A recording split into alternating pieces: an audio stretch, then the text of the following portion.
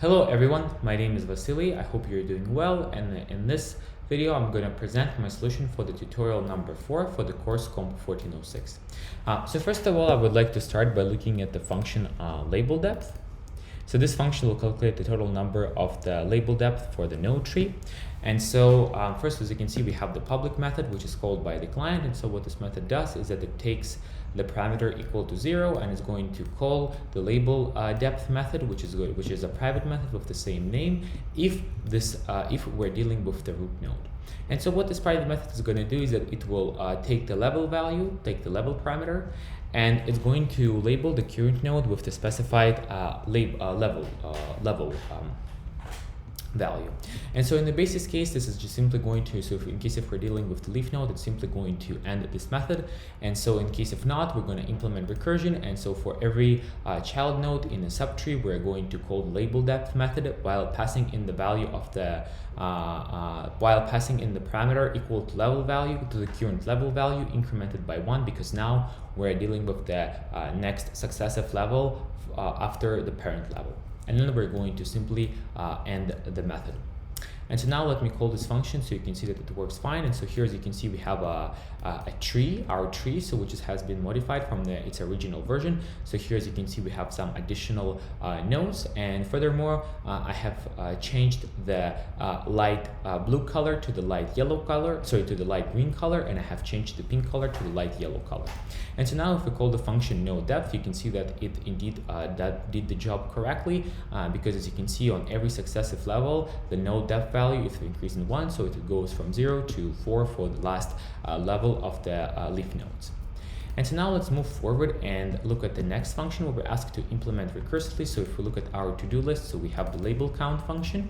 And so in the label count function, we're going to have a public method, which is first going to check whatever we're dealing with the basis case. And so specifically, if we're dealing with the leaf node, it's simply going to attach a label with the value 1 to the leaf node, and it's going to return 1.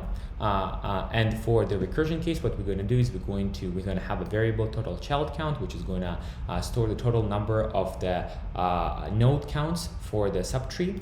And so for every child in the subtree, we're going to call the method label count to estimate the number of the node counts, to estimate the number of the nodes. And so then we're going to increment the total child count variable, but by the value that will return from this method calls. And so once this is done, we're going to label the parent node with the total child count variable incremented by 1, and we're going to return the value of this variable incremented by 1. And so now let me call this method so you can see that it indeed works fine. So again, we go to tree, we go to the node count, and so here, as you can see, now let's count this so you can see that this function indeed estimated everything correctly. So 1, 2, 3, 4, 5, 6, 7, 8, 9, 10, 11, 12, 13. So as you can see, this indeed worked fine. And now let's move on and check the last function specifically, which is called the color count. So this function works very similar to the label count method, because with the exception that it's going to take the node color and it's going to estimate the total number of the child nodes with the specified node color. So in the basis case, we're going to deal with the leaf node. And so in case if this is the leaf node, we're going to label it with the value equal to 1 and return this value. If the node color matches, if the color of the leaf node is going to match the specified node color, and so if not, we're going to label it with 0 and return 0. And so in the recursion case, we're going to call the color count method for all of the child nodes in the subtree, and we're going to estimate the total number of the child nodes with the specified node color, and we're going to store this value in the total child color variable. And so then we're going to check whatever the parent node is of the specified color. If yes, we're going to attach the label equal to the total child color incremented by 1, and we're going to return this value. And so if not, we're simply going to attach the label total child color to the parent node and return its value.